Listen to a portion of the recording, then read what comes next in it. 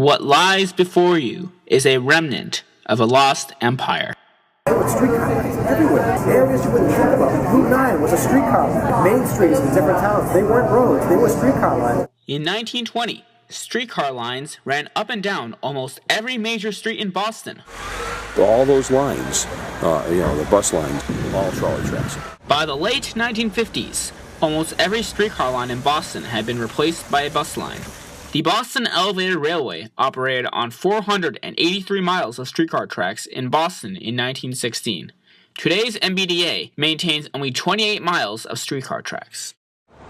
This non-revenue trackage is all that remains of Boston's terminated trolley lines. Today, the MBTA uses these tracks to give B streetcars access to the Reservoir Carhouse that is adjacent to the C and D lines. These tracks, along with parts of the B and C lines, were the first tracks in the city of Boston laid specifically for streetcar use. Boston's first electric streetcar line started operating in 1889, a former horse car line.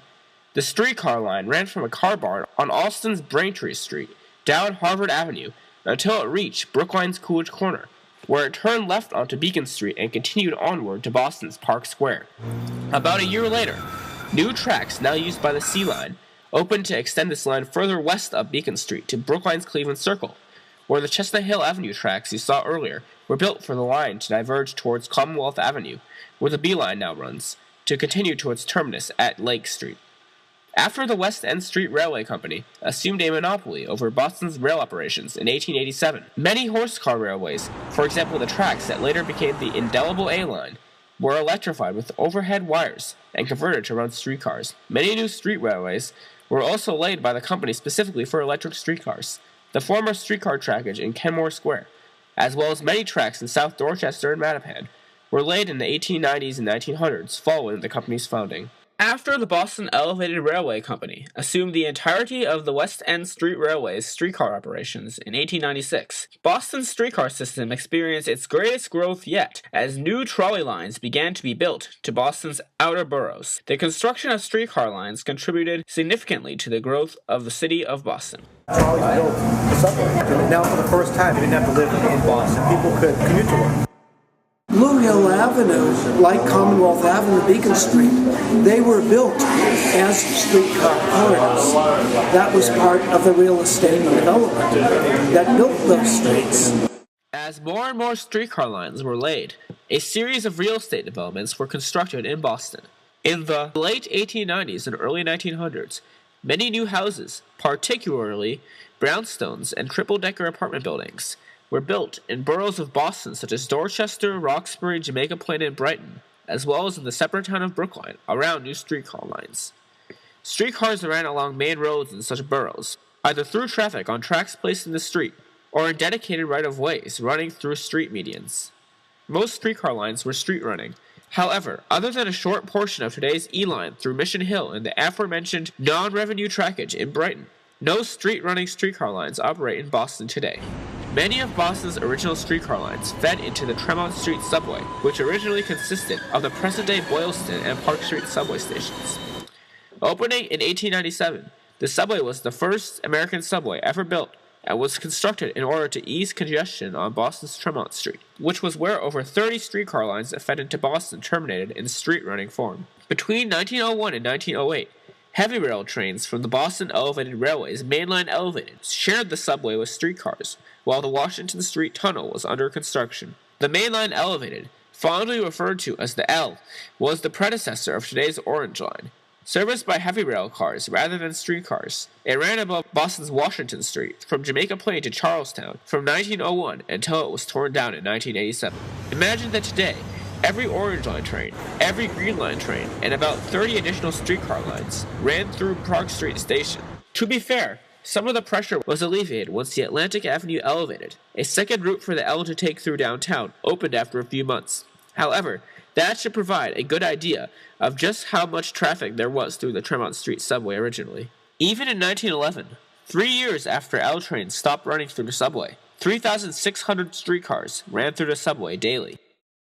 First time that I came into downtown Boston with him, and we saw a piece streetcar going through the subway, and I said, "Look, Daddy, there's a bus in the subway." Because it looked like a bus to me. Already by the 1920s, the Boston Elevated Railway Company had begun replacing streetcars on a few of its lines with buses. A Boston Elevated Railway map from 1915 displays only streetcar lines. By 1925, an updated map shows buses operating on some former streetcar routes, particularly in Boston's West End, as well as in Cambridge to a lesser extent. The Boston Elevated Railway's streetcar system peaked in 1918 with a total of 492 miles of active trackage. By 1940, that number had fallen to about 330, and by 1950 it stood at 227. The steel rail streetcars, as we know them, pretty much by the late 40s were gone. There weren't really any existing very long after that. There were a few lines that hung on. Most were gone by that time. By 1940, the Boston Elevated Railway only operated 51 streetcar lines. By 1953, under the new MBTA, 19 of those lines remained. There was an intermediate technology, which was the trackless trolleys. Most of the streetcar lines that were converted initially were converted to trackless trolleys. And they kept the wires, but they just made them more maneuverable. Now you can just string up wire, you didn't have to worry about a track system, and now you had something that could go around obstructions. I grew up in East Boston. I remember streetcars running all over East Boston, and then what they did was they changed them from streetcars to trackless trolleys. They didn't do buses right away. By 1955, they had converted 43 routes to trackless trolleys. They stopped the streetcar one day, they started trackless trolley service the next day. It was a very seamless change. In 1960, you have a change of management, and in 2 years, they got rid of all but this system, trackless trolleys, and they determined in 1960 that the only trolley cars that would be left running in the city of Boston would either be in a tunnel or on their own private right-of-way. Now that most streetcar routes had been converted to buses, significantly fewer streetcar lines utilized the Tremont Street subway. By 1962, all of the streetcar lines that once ran through the Pleasant Street portal into the subway were no longer served by streetcars, and the portal was subsequently sealed. By 1964, when the Massachusetts Bay Transportation Authority took over operations of Boston's transit system from the Metropolitan Transportation Authority, only 6 of the 51 lines serviced by streetcars in 1940 were not serviced by electric trackless trolleys or diesel buses. The streetcar lines that still ran in 1964 became the Green Line that Boston's riders are familiar with today. The Green Line is so named because it traverses much of the Emerald Necklace. The streetcar that still ran between Dorchester and Mattapan through Milton was the exception. It was renamed the Mattapan High Speed Line and still operates today as an extension of the Red Line subway branch. Because so few streetcar lines were left, the MBTA kept the buses numbered by the traditional system and alphanumerically renamed the streetcar lines based upon their geographic orientation. Aside from the Mattapan line, all the remaining lines ran through the Tremont Street subway. The Watertown line was the northernmost remaining line. It became the A line. The Commonwealth Avenue line, which ran to Boston College, became the B line. At Packard's Corner in Brighton, the A and B lines joined to run through Boston University and to the subway. The Beacon Street line that ran to Cleveland Circle in Brookline became the C line. The Riverside line, a recent addition which ran along a former Boston Albany Railroad right-of-way through Newton and Brookline, became the D line.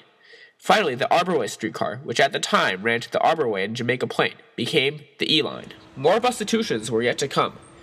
In 1969, the A-line streetcars were replaced with diesel buses. Later, in 1985, the E-line was temporarily cut short to Brigham Circle, with diesel buses replacing streetcar service to the Arborway. Streetcar service to the intermediate Heath Street resumed in 1989, but the Arborway branch continues to be served by buses to this day. As of 2013, the B, C, D, abbreviated E, and Mattapan lines are the only remaining streetcar lines in Boston. Many remnants of the truncated lines still exist today.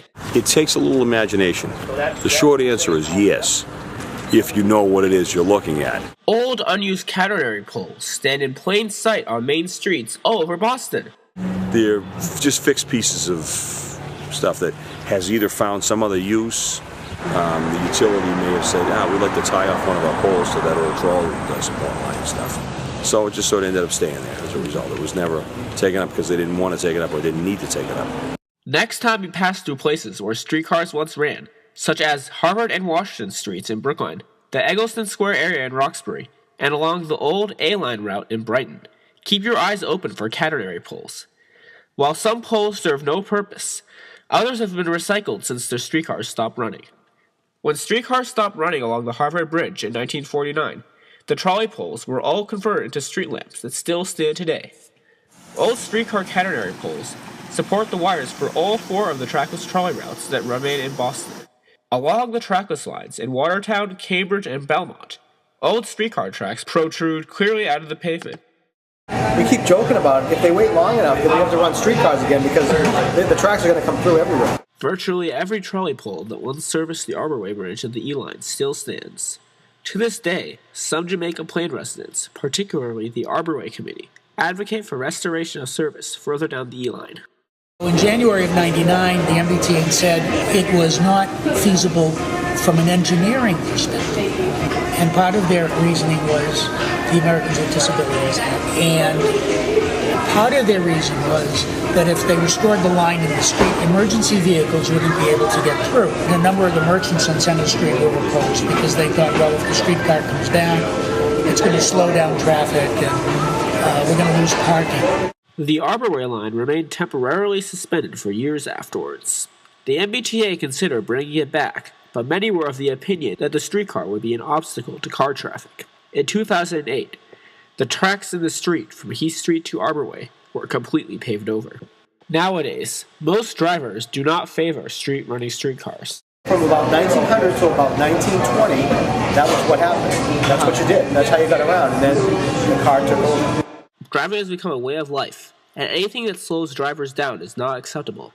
As a result of such perception, the only revenue street-running streetcar line left in Boston is the short section of the E-Line along Huntington Avenue between Brigham Circle and Heath Street. Often, street-running tracks were simply paved over and exist today as a time capsule in the street. Tracks can be found poking out of the pavement of many of Boston's streets. On Babcock Street near the old Boston Braves field, tracks are visible from the old Braves Field loop. A little further down Comm Ave, a stub of the A-Line trackage remains where it diverged from the B-Line at Packard's Corner. The Suffolk Downs Loop is a prime remnant of streetcar service in East Boston. The tracks there are still fully in place and could run streetcars today if the T so desired. If you look hard enough, you can find even more remnants of East Boston's streetcar service along the Blue Line. While it now uses subway cars, the Blue Line from Maverick Square to Bowdoin was originally constructed as a subway to carry streetcars from East Boston to downtown Boston. When the Blue Line was converted to run subway cars in 1925, the streetcar platforms in the tunnels were raised. One can still see remnants of the old streetcar platforms at the edges of Blue Line subway platforms today. Since streetcar lines were eliminated, the MBTA has operated an extensive and reliable network of bus routes. The route network wasn't all that different from what the bus network is today. All of the line bus lines that are now running out of Dudley Station were streetcars in my recollection. The major difference, I suppose, is there were more lines coming out of the subway. Looking back at the city Boston once was, it is unsurprising that so many streetcar lines were eliminated. In the 1950s, Boston was very run down, and in those days their attitude was, well, you know, out with the old, in with the new. We'll just tear down Scully Square and end up with this big brick desert here, and then, you know, a couple of big government buildings. During World War II, it was very difficult to keep things in proper repair. The cars were old, and the Type 4s were in terrible condition. And they just got worse during the war years because there was double riding because people couldn't drive their cars, and there was no people resources to do the maintenance.